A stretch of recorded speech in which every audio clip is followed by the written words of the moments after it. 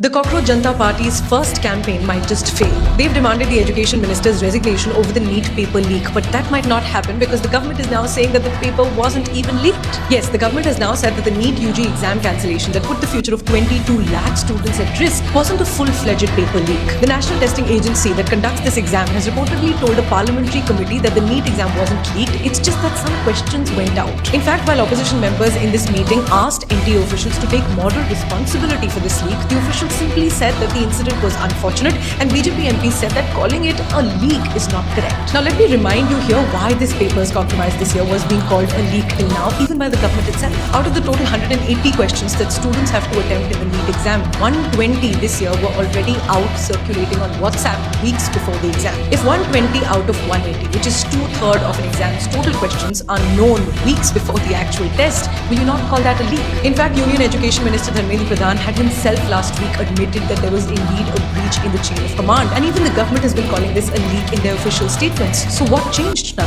Let me tell you another contradiction. The NTA has now reportedly said that even the questions that went out, they weren't leaked through the NTA system. If these questions didn't leak through the NTA system, then why did the CBI, which is a central agency, itself say that 2 teachers working with the NTA were the masterminds behind this leak? Because just last week the CBI had said that these 2 teachers with complete access to the NEET question papers while working with the NTA were allegedly the ones who leaked questions. So how can the government now say that there was no leak from within the NTA? At the end, here's our biggest question. From a BJP minister trying to brush off this leak by saying it's not a big deal, to now this denial of a leak itself. Are all of these statements being made simply to evade accountability while many students across the country are demanding the education minister's resignation? Tell us what you think in the comments, share this video and follow Peak TV for more such honest news every day.